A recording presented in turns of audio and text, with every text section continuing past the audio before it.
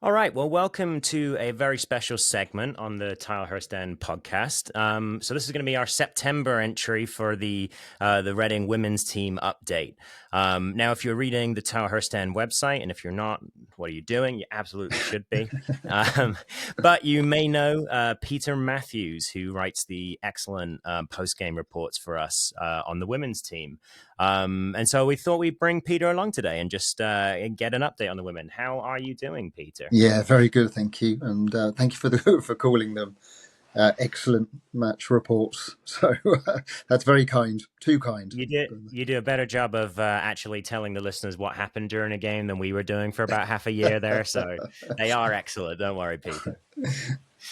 So obviously, it's been a big change over the summer for the Reading women. I think that we spoke about it with Abby back towards the end of July, start of August, but lots and lots of changes with the club's unfortunate demotion down to Tier 5 and the Southern Regional League. The club is now in the hands of the Community Trust, as I understand. But Peter, why don't you give us just a little summary of kind of what's happened for the women's team this summer and where we are? Yeah. So after the devastating news for the relegation to Tier 5, we've ended up now with the club being financially separate, really. So the women's team are now financially separate to the football club. It's run by the Community Trust, as you say, and effectively all the staff, all the players made redundant and starting again, really. So you're going from what was a professional team 2 years ago to part-time to now pay to play. So, the Reading Community Trust have been fantastic. They've stepped in and they are paying the subscriptions for the girls and the women players this year. So, yeah, that's been brilliant. And then it's a rebuilding exercise with the advert, really, an open application for trials starting from mid-July. I think the closing date was 31st of July, but although it's a closing date, I think that's the initial bit because they'll still need more players now, really. So they've, looking at looking on the FA site today, there looks to be 16 players that are now registered. So there would have been more than I knew about. I had seen 14 at the last time, so that's good that they're still continuing to. We're up to the heights of 16th. We are, and I think it's still. I mean, it is you can't underestimate the rebuilding of what is effectively a new football club. So, and it is perhaps 2 steps forward and 1 step back at a time because it should have been 18 registered players, but before Sunday's games, we've lost 2 more players. So there was a tweet and an update from the football club to introduce, I think it was 6 players last week. That it looks like that website has now been taken down because 2 of them have already left. So it's tough. It is manic. Yeah. So you're saying the club have brought in players, but they have already some of them have already headed out the door as well. Is that down to injury or better opportunities? Yeah, but just different opportunities, I think, I guess, or better opportunities. So, and it's not like the Championship and the WSL. So players can come and go all season. So we're up to 16. There's no transfer window that's suddenly finished. Right. The women's team can continue to bring in players. Equally, they can continue to leave, and I think that. If you've been on the substitutes bench and not played, you're kind of free to join another club. If you have played, there's a transfer fee, which I think is, or an administration fee, not really a transfer fee of, £100. I think it is to change clubs. So it's a whole new, it's a whole new league. Ball game. Yeah, I'm impressed that you've managed to learn these rules. There's even the rules have changed. So there are 11 players on the pitch. Obviously, there are 5 substitutes, but again, different to Tier 5 is that you can now have rolling substitutes. Right. So so the players can come off and come on several times. Assuming that we can get a team with 5 substitutes, it will be a different tactic for managers as well, I would imagine. So during a game, you could effectively bring defensive players on or attacking players on when you need to, and 10 minutes Right. later change it again. Really, so yeah, it's That certainly yeah, different. it's a whole other thing to think about. It's almost developmental in approach, and that's how it'll work in youth leagues a lot. And that players will be able to come in and out and in and out, until they get to that 90 minutes, 11 aside. Yeah, Well, like you said, lots and lots of signings, and some of them may not still be with the club, but I think we've signed at least 13, maybe more since August 23rd. It's September 10th when we're recording this, listeners. So that has not been long, at all, less than 3 weeks. yeah, And, if you've only been following the men's, when obviously we've only picked up Chem Campbell over the summer, it is a different world, isn't it, with all of those signings? yeah. Are there any that stand out to you? Any that you saw maybe at Sholing or before that were interesting? Yeah, no, there's some really good talent actually on the pitch. So I think a couple of the girls are from the under 21 academy team. So I think Mm, there's 7 players in total actually that have come through the academy or are making the step up from academy to women's football for the first time. So we've seen that in the men's game how difficult that can be, and right. so it's again another big step up. There were some good players. I mean, the game itself was interesting, and the players are still obviously getting to know each other. So Right. I would Right. imagine, there might even be a couple that don't even know the names. So Yeah. as you can imagine, let alone know where you're going to be on the pitch and who you're going to pass to. But yeah, Right. there's some real talent. There was one of the ladies, Santi. I think it's Santi Erna, Okay. was playing, and she's ex. I think she's come through the youth ranks of West Ham and Okay. Crystal Palace, and she looks, yeah, certainly quite a talent. She's got a gift and an energy on the ball. The captain, Jourdain, I think it is. She likes to be called Jordan, I think. Hosili Atkins, Jordan. She was the captain. She was a real leader. So Mm. she was a real standout player. Had a super game actually. Um, really Well, vocal. Led the rest of the team. Led by well, example. So why don't we yeah, get onto that then, Peter? Because of course you were at the game this weekend. The women did kick off in Sholing, so they played at times with 10 players, from what I understand, and I believe they only had 12 players active at the actual game. They did go down 3-0 to 3 first half goals, but I think reading your report. Which again, listeners, you can find on the website. You made it sound like there were some real bright sparks in there as well. So why don't you tell us a little bit about the game and how it went down? yeah. So when it was played at the it was played at an academy school. It was played on a 3G pitch or a 4G pitch. I'm not sure what they are nowadays. Yeah. Full of the black rubber. So Yep. Yep. It was even always that, AstroTurf when yeah, I was young. astroturf. That's what we should call it, really. So Right. Right. you're quite right. Yeah, and when we started the game, or when they were warming up, ready to kick off, it was fairly evident that there were only 12 players available. So one substitute, and it was fairly clear as well from the team that we managed to find out that 2 players were missing from the squad, and 2 more players had disappeared as well. So the one player that was on the substitute bench was a lady called a young lady called Layla Ali, and she had only signed, I think, on the Friday. So Oh it wow. was a surprise. She didn't have a squad number, so she was Okay. wearing the number 9 shirt. She started on the bench, and in true Reading style, actually, at any level, we managed to get an injury within the first 6 minutes, and Right. so. Laura had to go off. Laura Palfrey, I think, had to go off with a hamstring injury. So we were straight down to 11 players. Ali was brought onto the pitch, and away we went. And it, we were undone by 2 corners really. One that went straight straight in, directly in, which is pretty good actually, to be fair. And the other one where we failed to clear it, and it was tucked in and touched in from close range, really. And that was, and then a goal just before half time. That made it 3-0 and really probably put the game beyond reach, really, with 11 players that have hardly played together, really. So there's been no pre-season friendly. Right.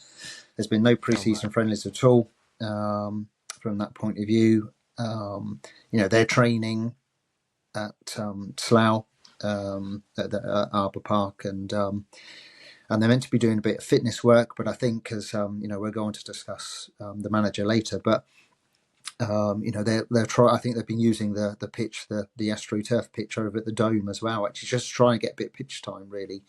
Yeah. So, Yeah. but It is such a different in experience. between the three goals, as mad as it sounds, Sholing, I guess you don't need to, but they didn't do much else. Yeah. Reading, played well, controlled the game for periods of time. We're looking to attack, but it did look like a team of players where the forward passes, the offensive passes were not quite there, because you probably wouldn't know where your Yeah. colleagues were, if and your teammates are, if you haven't played together for any long period of time. So Yeah. Yeah. Definitely. Now, we've been talking about connections on the pitch on the men's side as well, and being able to play better with players that you know well. And yeah, if you don't know where, whether your winger prefers to run inside, outside, or whatever, it's difficult to know where to send that ball. I guess last thing I've got to ask about that game in Sholing. Then, did you manage to stay relatively dry? I know it was absolutely tipping down. well, it went so rather well in typically British weather. Yeah. Yeah. It went from bright sunshine and thinking that you might need to put your suntan lotion on because it Yep. was extremely warm, to literally without, I think it was about 10 minutes to go for the match, where the heavens opened in a biblical storm type fashion. And it was, some of the fans had umbrellas, like myself. Yep. But that it made writing any notes on a pad extremely difficult, because I was very Yeah. old school.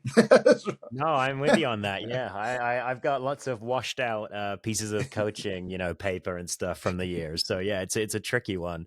Well, hey, good for you for getting a good report off even after your notepad was rained on. Very very good. So I guess then it's a difficult situation for any manager to manage. We spoke a lot about how Ruben's had a tough time on the men's side, but Yeah, it doesn't sound like Pedro Bruno, who is the new women's manager, is going to have any easier of a time this year. Could you tell us a little bit about what you've been able to learn about him and some of the challenges he faces? yeah. I mean, he's known, he's known to the women's team as it, because last season he was doing some performance analysis work for the team. Mm, So he's he's got some experience with the team. He's very eager. He's very keen. He's grasping this opportunity. He comes from an analysis background, really. So yeah, he comes from an analysis background. I think at Cambridge, actually. I think is where he started. He's done some work, with the women's team and the emerging talents team. So he's done a lot in this field. But this is the first step up into coaching. yeah, So I would imagine, again, after a few games, the analytical work that he does will be of help, and will be useful. So definitely. particularly in a league where you're going to struggle to find information, and against a lot of teams where they will also have new players. But no, he's really keen. He's a super bloke, and to show how much, again, all of the new coaching team have done. He had his interview Yeah. on his honeymoon. Oh wow. So, Okay. so So he's there is commitment there then yeah, for sure. So Definitely. they were away on honeymoon. So he's clearly got a very understanding wife as well. So who I got to meet actually on Sunday. So That's she's good. lovely as well. But yeah, that's the length that that he's gone to already, really, from that point of view. So super bloke, looking to do all the right things. I've asked him about ideally how he would like to play football, and crikey, it's how you'd like to play football. He's got to have a team and a squad first of all. Right. Yeah. But Yeah. he is. It's keeping the ball, but with purpose. It's attacking. It's keeping it simple. He will allow the players to have all the creativity and freedom they want, because he feels that he can't tell them. It's up to them to make those decisions. So Definitely. yeah, Yeah. he's but crikey, step one is getting 11 to 16 Yeah. players turning Just up getting on the the. logistics done, and then we can think about tactics Yeah, later. Of course. Yeah. Yeah. yeah, and You know. at the moment, the team again, it's it's alien for you can't compare this to WSL. You can't compare this No. to the Championship football. So at the moment, the team doesn't have a sponsor. I think Emma is working on looking for a sponsor. So there are no sponsors, on the shirt either. There's no team bus. There's no minibus. So it was an hour and a half to drive down to Eastleigh. Um, I don't know where the players are coming from, but again, if their training are based over at Slough, they might be that direction. So for some of these players, they've probably taken 2 hours, to drive themselves to Eastleigh and get there. So Right. it's tough. It's really tough. Yeah. Yeah, yeah. No, it does almost sound like I was saying, developmental in approach, which good for the pathway, but very different thing to learn for fans and players alike. It's funny. The more you're just thinking about what you're saying with Pedro and his obsession with football as well. The more footballers and people in football I speak to, I feel that talent or interest isn't the most important thing. It's a understanding and patient spouse to to make sure that you can do all these things. Yeah. Uh, so we kick off our home campaign in Slough this weekend, I believe, down at Arbor Park. Okay. So what can you tell us about the opposition or anything you're looking for, either with the team or with the stadium? Yeah. So, well, it's worth just talking about the league quickly as well. So, Yeah, yeah. even that's changed. So when Reading were, relegated and found themselves in the Southern Region League of Tier 5. They were joining a league with 12 teams, so they'd have been the 12th team. With 2 weeks, 3 weeks before kickoff of the first game, then and we missed a week actually. The rest of the league kicked off on the first or Mm. the 1st of September, but there were 12 teams when we joined. We lost 2 teams just before kickoff. So Long Crendon were a team that were Mm. promoted, and Warminster, both deciding to pull out of the league because they didn't feel they could be competitive. So Long Crendon were a team that were promoted. They were reward for Wow. being promoted was going to Tier 5, but then they quickly decided that they just couldn't compete. They didn't have the resources, the facilities, the ground. So Yeah.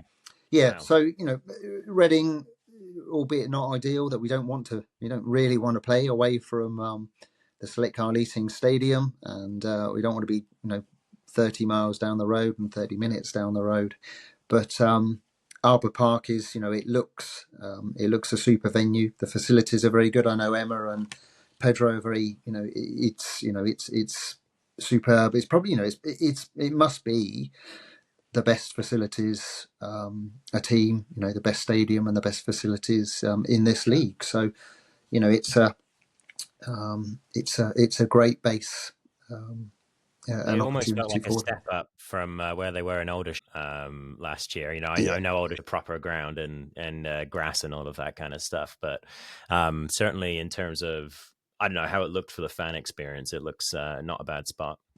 yeah, it's no, it looks really good, and you're right. It's another AstroTurf. It holds 2,000 people. I think there's 500 seats. So the experience of any fans that can get there, should be good. So the first game is against Oxford City. So Oh, perfect. All right. Got some Thames Valley rivalry right in there to get started. yeah, and just to up the ante as well, Oxford City normally play in blue and white hoops as well. Oh my So word. Oh gosh. yes, All right. so Well, maybe we'll have to do a fight for the hoops yes, during this week. Whoever wins gets to keep them. that's right. So so it'd be the Super Hoops against yeah, Oxford The City. less super Yeah, hoops. exactly, indeed. There So you go.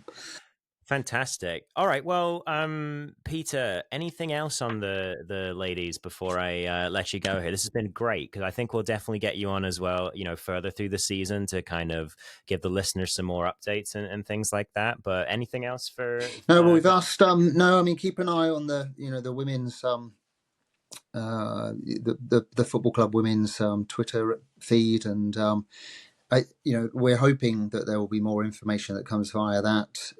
The fixture list isn't even published really, so at this level they only publish the games for September. They've added another game for October, so they're being drip fed through as well. So it's to keep an eye on the updates.